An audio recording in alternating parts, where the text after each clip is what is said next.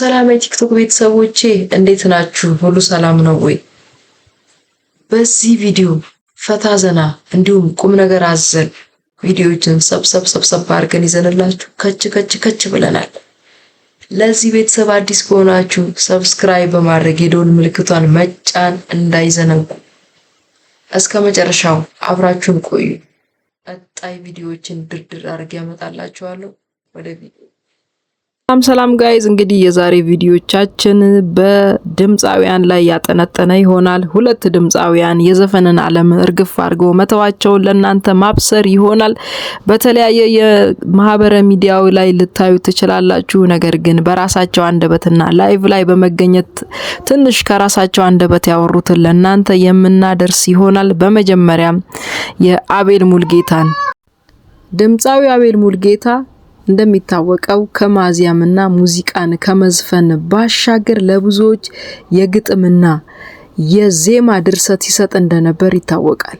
ይህ ድምፃዊ ለብዙዎች ነጠላ ዜማዎችን ያቀናበረ ሲሆን ለአንዳንዶች ደግሞ የሙሉ አልበምን ማቀናበር በራሱ ኃላፊነት ወስዶ ሲሰራ እንደነበር ሁላችንም እናውቃለን።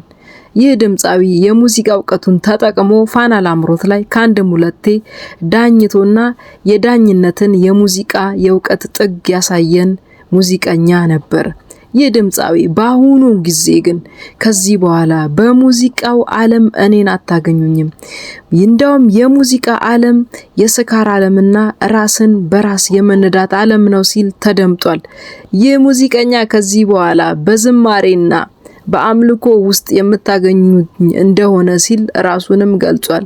አሁንም ከሙዚቀኞች ዓለም ሳንወጣ በቀጣይ ይዘንላችሁ የቀረብነው ጂ መሳይ እንግዲህ ወጣት አርቲስት ከሚባልና አሁን መነቃቃትን የሙዚቃው ኢንዱስትሪ ላይ የፈጠረ ዘፋኝ ነበር። ይህ ዘፋኝ ሙሉ በሙሉ ዓለምን እርግፍ አድርጎ ትቶ ወደ መንፈሳዊ ዓለም ውስጥ እንደገባ ላይቭ ላይ አንዳንድ ነገሮችን ሲናገር አድምጠነዋል።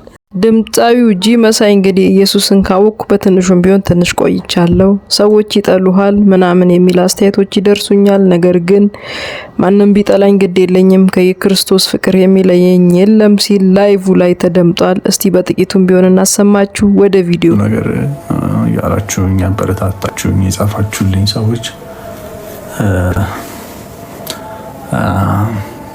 አመሰግናለሁ በጣም።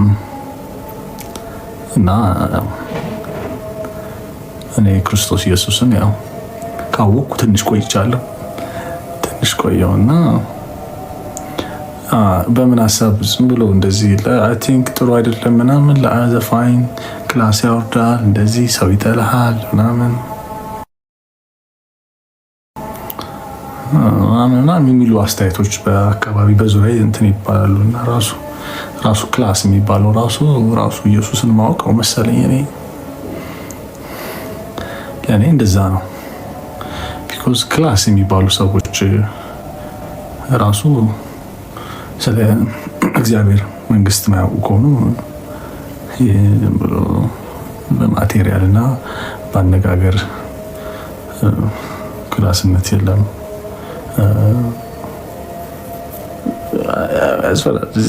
በዚህ ማውራት ትንሽ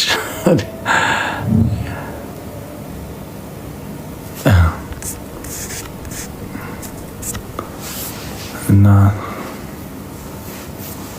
እንደዛ ነው እላችኋለሁ።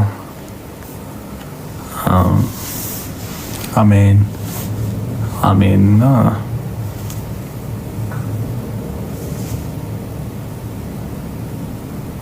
ብዙ አለ እዚህ 700 ምናምን ሰው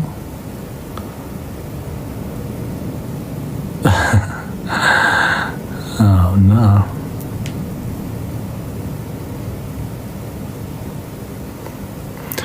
ለምን እንደዚህ አሁን አንዳንዴ ለምን ወጥተህ እንደዚህ መናገር አስፈለገ? ለምንድን ነው የምትናገረው የሚል ሰው ሊኖር ይችላል። እዚህ ምንድን ነው እንደዚህ የሚያደርግ ለራሱ ነው ምናምን ይችላል። ግን በአብዛኛው ሰው በዚህ ጊዜ በቃ ተጨንቆ ነው ያለው። ብዙ ነገር ኖሮት ሀብት ሊኖረው ይችላል፣ ዝና ሊኖረው ይችላል፣ ግን የውስጥ ሰላም የለውም። እና የውስጥ ሰላም የሚሰጥ ሌላ ነገር አለ። እኔን የሰጠኝን እሱን ለመናገር ነው የውስጥ ሰላም የሚሰጣልና አይ ነው ብዙ ነገር ሊበላሽ ይችላል ምናምን ከዚህ በኋላ በሚል ዘፈን ትንሽ ተዋወቅኩና በጣም ብዙ ሰው ይጽፍልኛል፣ ብዙ ሰው ዲኤም ያደርግልኛል ምናምን እና በቃ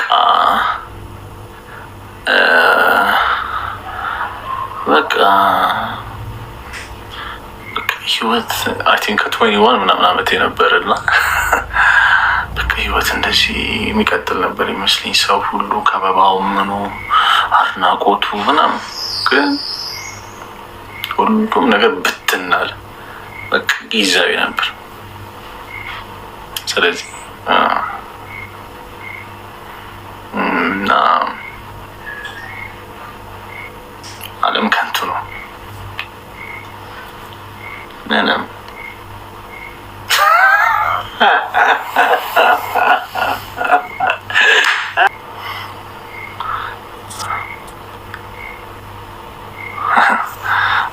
ስለዚህ እግዚአብሔር ሲባል ደግሞ የሚደብራችሁ ሰው ካላችሁ ምንም ችግር የለም። ምንም እኔ ራሱ ራሴን ክጃለሁ፣ እንኳን ለሰው ልጅ ክጃለሁ እኔ ራሴን ለእግዚአብሔር።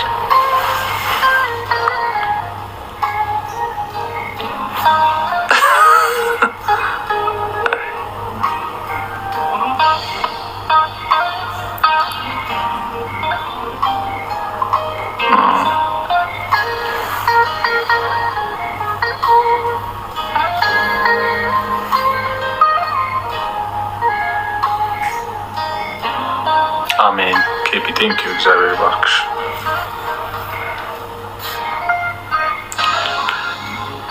አሜን። በጣም አመሰግናለሁ። በጣም ጥሩ ኮመንት እያያ እምነቴ ክርስቲያን ነኝ እኔ ለም ያሉ ክርስቲያን ክርስቶስ ኢየሱስን መከተል ክርስቲያን ነኝ።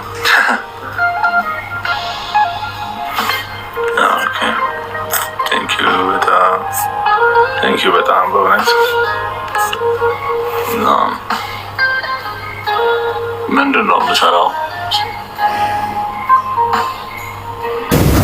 ከዛ በላይ ደግሞ የዘላለም ህይወት የሚባለው ነገር እሱ ብዙ ሰው አይ ቲንክ የዘላለም ህይወት የሚመስለው እኔም በፊት የሚመስለኝ የዘላለም ህይወት ሲባል ስንሞት የሚጀምር ይመስለናል። የዘላለም ህይወት ስንሞት የሚጀምር አይደለም። አሁንም የዘላለም ህይወት ውስጥ ነው ያለነው እና ከአሁን ጀምሮ እስከ ቀጣይ እስከዛኛው እስከ ተስፋይቷ ምድር ድረስ የዘላለም ህይወት ያ ነው። ያወቅኩት ቀን አምላኬ ጌታዬ ስቀበለው እንደ ግል አዳኜ ስመሰገን በሕይወት መስገን ጋይዞች እንግዲህ እቺ ልጅ የምታመጣቸው ቀልድና ቁም ነገሮቹ በጣም ነው የሚገራርሙት። እስቲ እናዳምጣትና ዘናፈታ እንበልበት። ወደ ቪዲዮ አለፍን። እንዴ ሴት አይደለሽ እንዴ? አንገትሽ እንድፍት ልሳንሽን ያዝ ነው ማድረግ ያለብሽ። ዝም በይ ዝም በይ። ለማን ሁለት ግራግር ብዬ ለማን ሁለት ጠንጋራ ብዬ ነው መንገድ ላይ የማንም ወጣጤ ሲሰድበኝ ዝም ምለው ነው ወይስ ቤት ውስጥ ባሌ በዘነዘና ለሁለት ተወገበኝ ሲካፍለኝ አንገቴን ንፍት ላርግ? ማን ምቀኛ ደስ ይበለው ብዬ እስከ ዶቃ ማሰረ መንገድ ከቻላችሁ እኩል ለኩል ካልሆነ ጥሎ መውጣት። እግዚአብሔር ዛሬ ዝም ያልሽ ነው ነገ ለብዙ ነገር የሚዳረገው። እኔም ለእናቴ ልጅ ነኝ። ጠንቅር ማንም ይበል ለማንም ብዬ ደዝም አልልም ለማንም። አዎ እንዲህ ያላችሁ ገሰውን ገደላ ትክታቱ ገደላፍ። እንግዲህ ከሰሞኑ ብዙ ውዝግብ ውስጥ የነበሩት የፊንቴክ የኢንቨስትመንት ግሩፕን ሲያጋልጥ የነበረው በርሲሳ በአሁኑም መቄዶኒያ ላይ አትኩሯል። እስቲ መቄዶኒያ ምን እያለ ነው? በርሲሳስ በምን ጎኑ ተረድቶት ይሆን? እይታዎቹ በጣም ነው የሚገራርመኝ። የዚህ የበርሲሳ ቲክቶክ ፔጁ ላይ የገባችሁላችሁ ፎሎ አድርጉት። የሚለቃቸውን ቁም ነገር አዘል ቪዲዮዎችን ተከታተሉ። እስቲ ምን እያለን ነው? እንስማ። ወደ ቪዲዮ አለፍን። በመቄዶኒያ እና በሌሎች እርዳታ ድርጅቶች ላይ ሰሞኑን እዚህ ሶሻል ሚዲያ አካባቢ ሲናፈስ የነበረው ነገር የተነሳው ጥያቄ ትክክል ነው። ብዬ ነው የማስበው።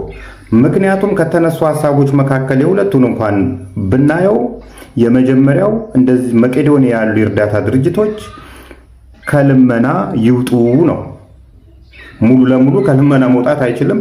ቢያንስ የሆነ ገቢያቸውን ራሳቸው ያመንጩ ነው። ይሄ ሐሳብ መቄዶንያን ከመጥላት ወይንም ክፋት ከማሰብ የመነጨ አይደለም። እንዳውም እኔ መቄዶንያን የሚወዱ ሰዎች ናቸው ነው የምለው። ምክንያቱም ለምሳሌ ኢትዮጵያን አየር መንገድ ብንወስድ በአንድ ወር ግዢ ውስጥ ሰዎች ነው የነገሩኝ፣ በአንድ ወር የወተት ግዢ ውስጥ አራውንድ 1.5 ሚሊዮን ዶላር ወጪ ያደርጋል። ከዚህ ውስጥ 10% ብቻ ነው ከሀገር ውስጥ ፍጆታ የሚሸፍነው ብለውኛል። 90% መሸፈን ቢቻል እንኳን ምን ያህል ገቢ ማግኘት ይቻላል? ስለዚህ እንደነ መቄዶንያ ያሉ የእርዳታ ድርጅቶች ዲያሪ ላይ ቢሰማሩ አንድ እዛ ጋር የሚረዱ ሰዎች የተረጂነት መንፈስ እንዳይኖራቸው ያደርጋል። የራሳቸው ገቢን ያመነጫሉ። ስለዚህ ሁል ጊዜ እርዳታ ጥገኛ ከመሆን የራስን ገቢ ማመንጨት ይገባቸዋል ማለት ከክፋት የመነጨ አይደለም። በፍጹም ሊሆንም አይችልም። ክፋት ነው ብለው የሚያወሩ እንደነ ባሮክ ያሉ ሰዎች የበለጡ እነዚህ ሰዎች እንደነ መቄዶንያ ያሉ የእርዳታ ድርጅቶችን ይወዷቸዋል ብዬ አስባለሁ። ሌላኛው በቦርድ ይመራ ነው፣ ኦዲተብል ይሁን ነው። አንድ የእርዳታ ድርጅት ስትራክቸር ይኑረው ብሎ ጥያቄ ማንሳት ይሄም ከክፋት የመነጨ አይደለም። ምክንያቱም በአንድ ሰው የሚመራ ነን ፕሮፊት ኦርጋናይዜሽን ያ ሰውዬ የሆነ ነገር ችግር ቢያጋጥመው አብሮት ይፈርሳሉ። እንደዚህ አይነት ድርጅቶች ለሁሉም ነው የሚሆነው። ባይዘ ይሄ ለመቄዶንያ ብቻ ሳይሆን ለፕሮፊት ኦርጋናይዜሽንም ነን ፕሮፊት ኦርጋናይዜሽንም ይሄ ይሆናል። ካምፓኒዎች አንድ ሰው ላይ የተንጠለጠሉ መሆን የለባቸውም። አንድ ሰው ላይ ተንጠለጠሉ ከሆነ ያ ሰውዬ እስካለ ድረስ ብቻ ነው እነዚህ አይንቲቲዎች የሚኖሩት። ስለዚህ በቦርድ ይሞራ፣ ስትራክቸር ይኑረው፣ ኦዲተብል የሚሆንበት ወይ ይፈጠር ማለት ከሐሜት እንዲጸዳ ያደርገዋል። ስለዚህ ከክፋት የመነጨ አይደለም። በተለያየ ጊዜ መቄዶንያም ሆነ የተለያዩ እርዳታ ድርጅቶች ብርን ያሰባስባሉ። በኢትዮጵያ ብር ያሰባስባሉ፣ በሌላ ከረንሲም ያሰባስባሉ። እነዛ ከኢትዮጵያ ብር ውጭ ያሉ ከረንሲዎች ወደ ኢትዮጵያ መጥተው በምን አይነት ሁኔታ እንደተመነዘሩ አሁንም ጥያቄ እናነሳለን እኛ ሃርት ቱ ሃርትን ጨምሮ ማለት ነው። እንደዚህ አይነት ጥያቄ ማንሳት ከጤነኝነት የሚመነጭ ነው። እንደ ባሮክ ያሉ ሰዎች የገቢ ምንጫቸው ቤተክርስቲያን ላይ ጠግቶ ነው። ቢኮዝ ኢየሱስ አጎታቸው ነው የሚመስላቸው። ከአጎታቸው ቤት ደግሞ ደስ ያላቸውን ነገር የማንሳት መብት አለን ብሎ ያስባሉ። ስለዚህ እንደዚህ ስትራክቸር ያለውና በዲሲፕሊን የሚመራ ኢንቲቲ ይፈጠር በሚባልበት ሰዓት መጀመሪያ የሚቃወሙት እነሱ ናቸው። ቢኮዝ ጥቅማቸውን ያሳጣቸዋል። የእርዳታ ድርጅቶች ብቻ ሳይሆን እነዚህ የሃይማኖት ተቋማት አሁንም በተለያየ ጊዜ እርዳታ እያሰባሰቡ ነው። ድሮም እንደዚሁ በእርዳታ ነው እየኖሩ ያሉት። ነገር ግን ኦዲተብል አይደሉም። ድሮ ሌብነቱ የተጧጧፈ ስላልሆነ የእግዚአብሔር ፍራቻ አለባቸው ስለሚባል፣ አሁን ላይ ግን እንደሱ አይደለም። ስለዚህ የሃይማኖት ተቋማት ጭምር የገንዘብ ፍሰታቸው ኦዲተብል ሊደረግ ይገባል ካለን እነ ባሮክ መጥተው አይ ኢየሱስ ነው ኦዲተራችን ይሉናል። ቢኮዝ ሌብነቱ ስለሚመቻቸው ማለት ነው። ይህን ሐሳብ ያነሳችሁ ሰዎች እውነት በግሌ ክብራል። በመጨረሻም የአቤል ሙልጌታ መዝሙር ጋበዝናችሁ። መዝሙሩን እስቲ ያዳምጡት። ሳለው ባጣት በበደሌ በስራዬ በመስቀሉ ቤዛ ደሞ አነሳኝ በትንሣኤ ላሳድር ተልኬ ለወግራቸው በድንጋይ ሐሳቤን ቀየረው የኔ ጌታ መንገድ ላይ አወቅኩት አየሁት የዘላለሜን ፈሪሳዊነቴን ሸኘሁት ወጌን በቆልጣፋ አፌ ኢየሱስ እያልኩ አዲስ ፍጥረት ሆኜ ዳግም ተወለድኩ። እሰይ እሰይ